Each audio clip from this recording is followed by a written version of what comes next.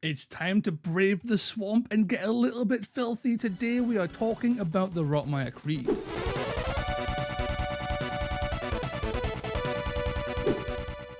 Welcome to All Games and Toast, all of you lovely people. It's me, it's Toast. How are you all doing today? Back when I first started this channel, I was fairly new to Warcry in the grand scheme of things, and I did a whole bunch of videos on Rotmire Creed, Horns of a Shut, and other warbands that were fairly new at that time. And as I've grown as a content creator and a player, I thought it was about time to go back to those videos, refresh them in honour of the new battle trait and some points changes that have managed to give the Rotmire Creed a little bit of a boost. But before we get into all of that, it's time for a little bit of shilling. I am shocked. Shocked.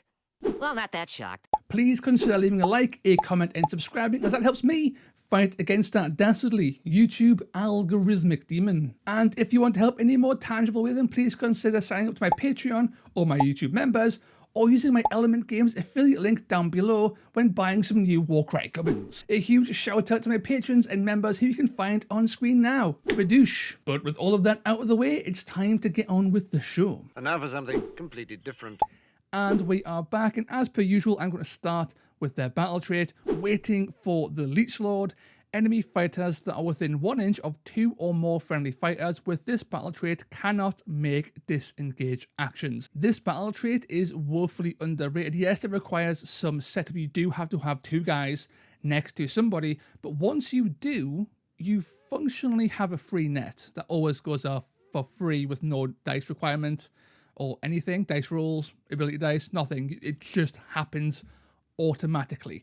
And the Rotmire Creed can field some pretty darn wide warbands, right? They can fairly effortlessly take a pretty big warband of like 10 models and still take all their fun toys. And when you throw in their actual netters, which they also have, then the Rotmire Creed with this battle trait are surprisingly control focused in a way that feels very similar to the Unmade. Surprise, motherfucker. But admittedly, it does have a few more steps, but the trade-off is that it's more reliable. It just happens. It's not once per turn, it's not once per game.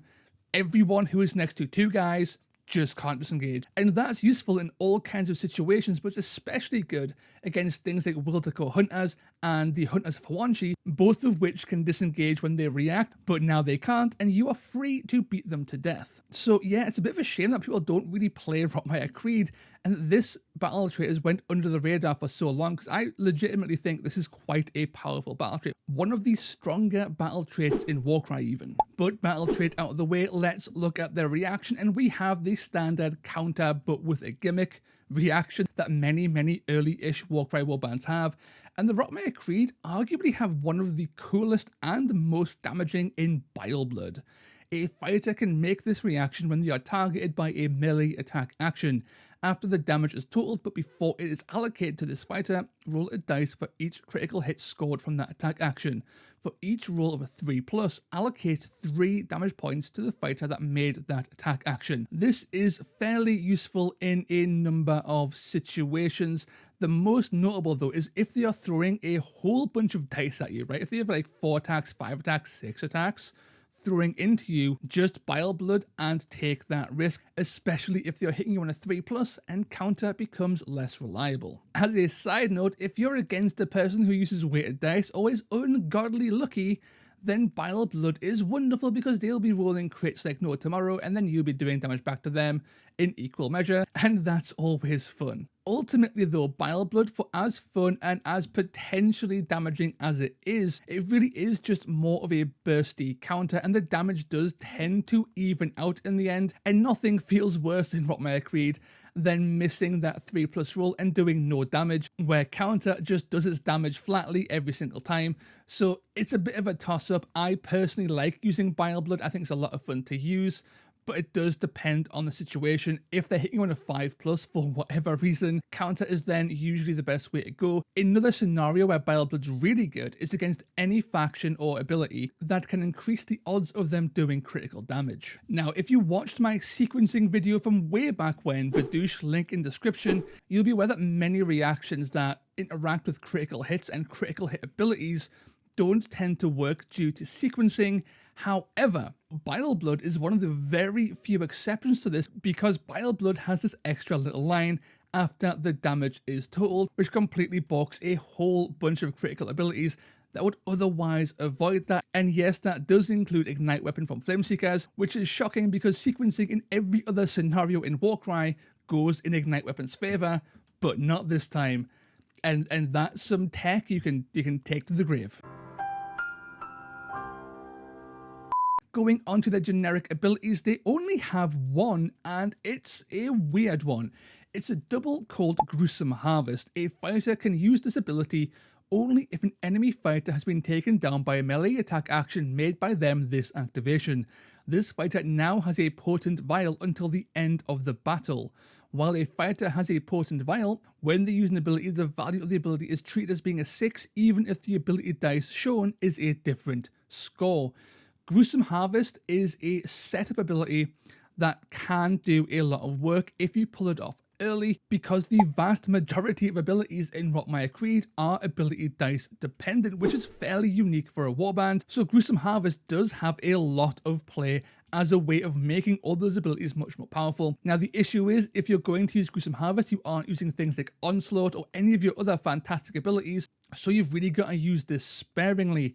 That being said, there is a lot of really fun use cases for Gruesome Harvest, especially on your more powerful guys who can get those kills reliably early on and then be stacked for the rest of the game. And I'll go through those abilities and those models when they become more relevant. But important to note, this also works for non-Rotmire Creed abilities. Things like Rampage will now always be a 6-inch move, and things like Respite will always heal you 6, which is universally very, very strong.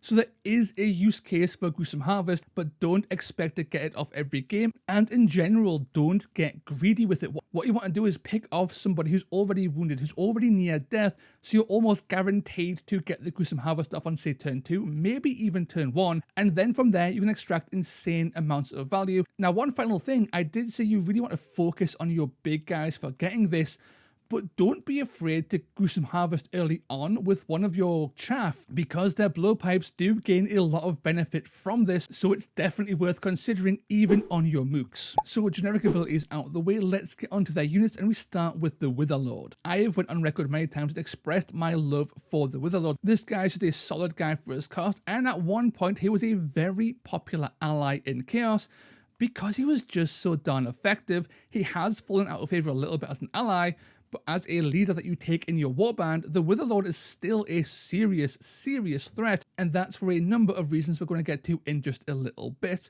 But for 175 points, you're getting Movement 4, Toughness 4 and 20 wounds, a ranged 2 attack with a 4-4-3-5 profile. Now a 4-4-3-5 profile is actually one of the best bespoke damage profiles in the game, and that strength 4 might seem a little bit low, but it really is offset by that high attack value and that high minimum damage and that range 2. This guy is an absolute beater, and for 15 points, if you really wanted to, you could make him strength 5, and then at that point he becomes an absolute menace. Where the Witherlord really shines is with his unique ability. It's a triple called Lethal Injection.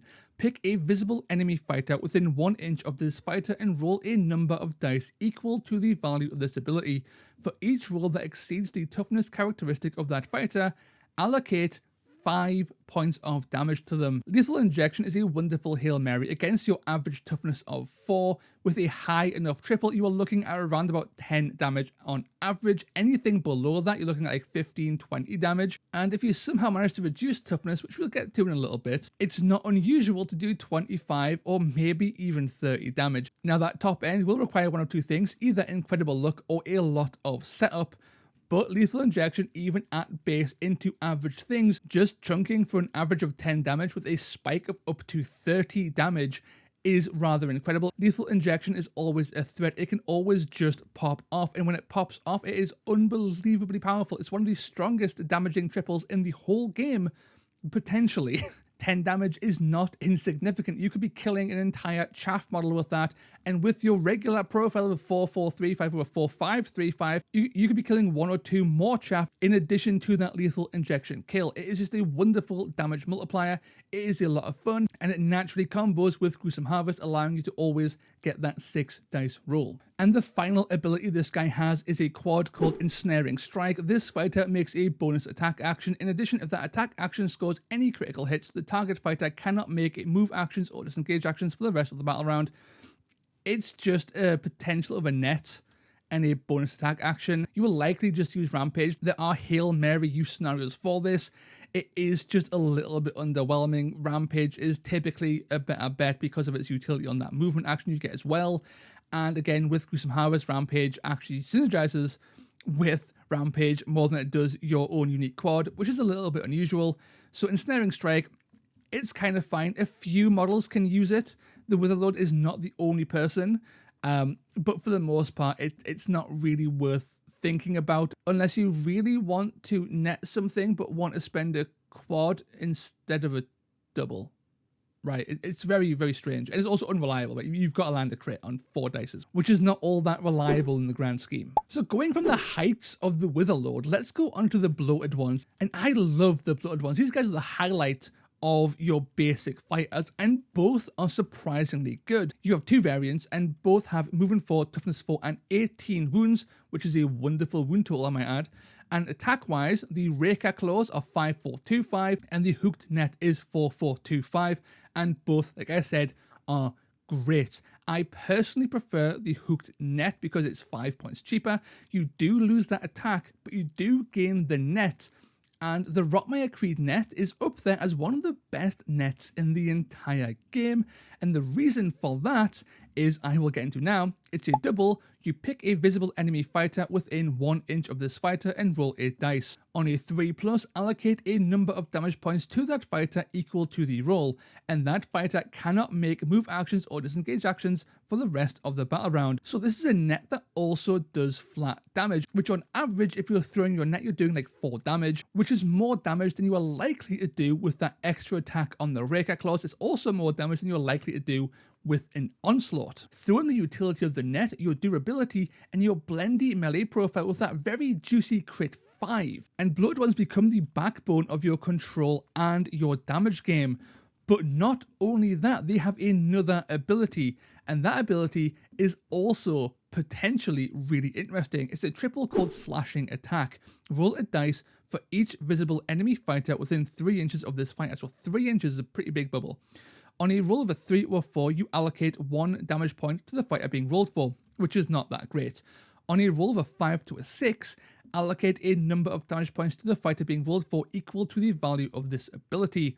Again, Gruesome Harvest synergies here. Being able to roll a dice for everybody within 3 inches and doing 1 damage on a 3+ isn't all that bad for a bit of chip. And on a 5+, you're doing up to 6 damage in an AoE. That 3-inch AoE is covering the entire objective, a little bit more than that because your base is quite large on that bloated one. And on a 5+, 1 in 3 models are going to take up to 6 damage, and everyone else is going to take a bit of chip. This is especially good if something's already on 1 wound in that 3-inch bubble, because you can kill that one guy and just gain value everywhere else.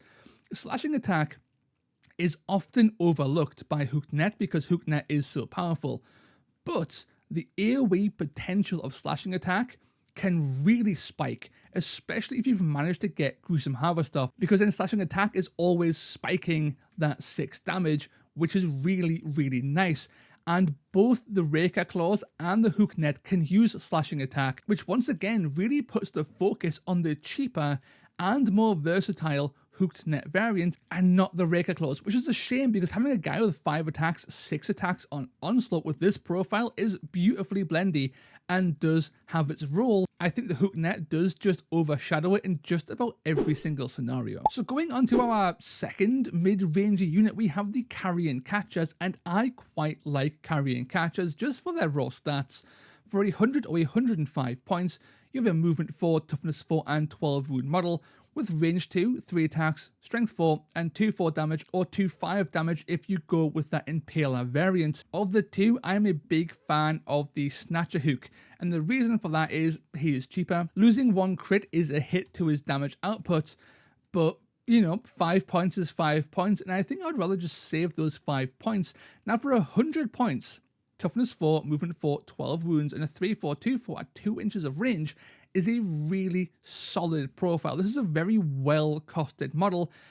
Unfortunately, it does exist in this range of model where Warcry doesn't necessarily favour, right? This 12 rune toughness 4 kind of okay mid-range beta tends to get overshadowed a lot by chaff and by more elite things, and within the Rotmire Creed they get overshadowed by the bloated ones all of the time.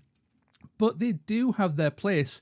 Now, important to note though, these guys also have that Destroyer rune mark that the Witherlord have, which does give them access to your quad ensnaring strike. However, like with the Witherlord, you aren't taking the Snatcher Hook variant for that rune mark or that ability, because the ability is not all that great. Let's be honest here. You are taking this guy for his points cost. And when I run mono Rotmire Creed, I often find myself taking 1 or 2 carrying catchers, because I like the added damage, I like the added bulk, and I'm just a big fan of 3, 4, 2, 4, 12 rune models at 100 points. I play a lot of Beasts of Chaos, I'm a big fan of Bestigo, and this guy's very similar to a Bestigo, so he just fits my vibe quite nicely. Finally, the carrion catchers also have the Agile rune mark, but I'm not going to cover that with these guys. I'm going to save that for the next guys, the Mirefolk Outcasts. We have 2 variants here, which is the standard with Rotmire Creed. We have Bilewood weapons, or a Bilewood weapon with shield. So the Bilewood weapons is 65 points, movement 4, toughness 3, 10 wounds, with a 4-3-1-3 profile at 1 inch range, and the shield variant is 75 points for movement 4, toughness 4, 10 wounds, with a 2 inch range attack, 3-3-1-4. They are both kind of solid, but unfortunately that spear variant is a little bit overpriced for his raw stats, which means for me I tend to fall back on the cheaper and more efficient toughness 3 variant with that extra attack and -1 crit for 65 points. These guys have 10 wounds, which is very nice. That 4 attack profile is nice and blendy, but the real reason you take this, beyond the fact that they're chaff, is for their double. These guys have the Scout rune mark. I said Agile before. It's the Scout rune mark. The Scout rune mark gives them access to blowpipes, and blowpipes are really quite nice. So you pick a visible enemy fighter within 6 inches of this fighter and you roll 2 dice. For each 4+, allocate a number of damage points to that fighter equal to half the value of this ability, rounding up. In addition, for each 6, subtract 1 from that fighter's toughness until the end of the battle round. Blowpipe is wonderful as a damage tool. Hitting on a 4+ is already better than using Onslaught. 2 dice is really good, and if you've got a high enough double, you're doing up to 6 damage with this blowpipe at a 6 inch range, which can also be used in melee if you really want to, and the fact that I can reduce toughness is just really nice. It works really well with lethal injection. It also works really well with just a blendy profile. Overall, the Mirefolk, both variants really, but especially the 65 point variant, really rounds out the Rotmire Creed and gives you a really solid backbone to your warband, which is filled with solid support pieces, damaging pieces, some interesting abilities, and they themselves have an interesting ability. And remember as well, like I said before, carrion catchers also have the Scout rune mark. These guys also have blowpipe, and blowpipe is definitely something you want to be using pretty darn often because it's such good, reliable damage. And that's the Rotmire Creed in a nutshell. So overall, just as a warband with nothing else, I really enjoy playing the Rotmire Creed. They're not hyper competitive, they are very much a mid-tier warband, but, big but, they're a lot of fun, they have a lot of potential, and the battle trait for me has really helped that mono faction stand out and give them this beautiful control playstyle. It's a risky control playstyle because all of your support abilities require you to be within 1 inch of the enemy, which means you are going to get punched and your guys might be semi-durable, but against a super killy warband, you are putting your guys in a lot of danger to get there. But you have a lot of really good high damage spiky abilities, so you can really upswing when you need to. You can really harass with those blowpipes. I'm just a big fan of these guys. As a bespoke warband, they have been overshadowed in recent times. They were overshadowed from the get-go by Horns of a Shut, and it's a real shame because the Rotmire Creed are legitimately solid. They are really cool, and they only get better with allies. And again, I'm not going to go into the go-to, Farmward Crushers or Varangard or Vex. We all know those are the go-to allies for any Chaos Warband, and that is a natural strength to the Rotmire Creed. They can take these incredibly strong, incredibly efficient allies into their list, and because they have cheap-ish chaff, they can take those allies and they can still field some decently sized warbands. For me though, when it comes to allies in Rotmire Creed, I am a big fan of staying in theme, and this is unusual for a competitive player to stay in theme, but I'm a very thematic kind of guy, and my go-to ally in Rotmire Creed is actually a Lord of Afflictions. This guy's 320 points, but he fills a lot of issues the Rotmire Creed have, namely, they're a little bit slow, just being movement 4. They're a little bit squishy, capping out at 20 wounds, right? And their strength is a little bit lower, strength 4. The Lord of Afflictions, if you bring this guy, is movement 6 with fly, toughness 4 with 42 wounds, with a 4-5-3-5 profile at range 2. So this guy's pretty darn good in melee, he's fast, he's durable, and sure, he's 320 points. He eats up a third of your warband, especially if you bless him. But as we'll see in my my list making part of this video, the Lord of Afflictions fits into Rotmire Creed beautifully in a way that is so thematic, so perfect. I find it very difficult not to take him purely because of those thematic ramifications. As a quick final aside, always consider taking a Chaos Fury as a thrall in your Rotmire Creed if you're not too concerned about losing out on your battle trait. The Chaos Fury for 95 points is a flying movement 8 not beast model. It is wonderful at just harassing things, getting onto objectives, taking treasure, and being a little bit of a dickhead.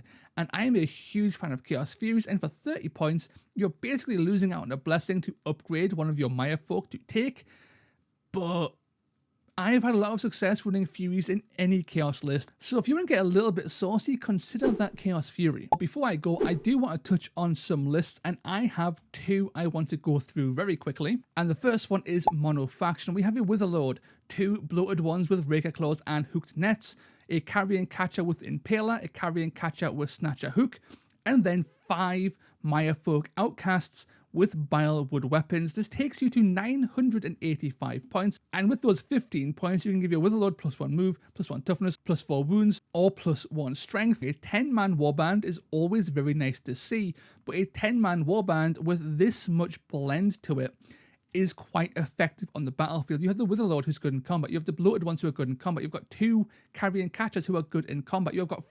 7 potential blow darts, 2 nets, and 2 sources of AoE damage. This list really doubles down on what the Rotmire Creed want to do, which is explosive damage combined with control, and with 2 nets and 10 guys, you really do that. With 10 guys, you can effortlessly trigger your battle trait over and over and over again. And yes, you will lose guys in droves if you do that, but you have things like Bileblood and Counter to help offset that and do damage back. This list is really fun. I would say this is middlingly competitive, but you will do okay, and it's a lot of fun to run. Now, my second list does take an ally, and this is my favorite list because it is just thematically perfect. You have the Witherlord, you have 2 bloated ones with nets, and you have 3 Maya Folk Outcasts with Bilewood weapons, and then you slap in a Lord of Afflictions with +1 whatever you want. I personally like +1 attack or +1 damage, but you can knock yourself out and just bless however you want in your list. This is a 7-man list, Nurgle's holy number. It has 3 nets if you consider the Lord of Afflictions also has a pseudo net in his profile. You have 3 chaff with that blowpipes, and you still have that Witherlord. More than half of your warband is quite good at doing damage, and that Lord of Afflictions is just a big old roadblock of a beta. This list is a lot smaller than the other list, and you don't get your battle trait. I don't think you can take the Rotmire Creed to the top end of like the highest end of competitive. I think they really do exist in this mid tier, and that's absolutely fine. Most warbands exist in that middle of the pack state. Where the Rotmire Creed really have an advantage over many of those middle of the pack warbands is that with a little bit of luck, your damage can spike so high, so often, because so many of your abilities just work that way.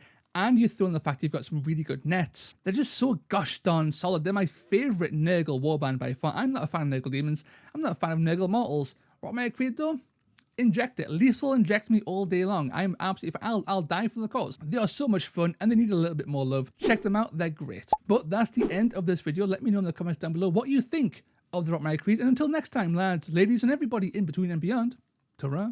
Groovy. Hey all and welcome to the post-toast credits. A massive shout out to my algorithmic demon slayers, Andy Morris, blah blah blah, the Head Knight of Paint, Heinz D, Long Run Hobbies, Lord Phylax, Maps, Sable Saber, Steph, Steve Bean, the Houston Toad, Tough Tootin' Baby and Velas. A huge thank you for supporting the channel and I will catch you all next time. Ta-ra.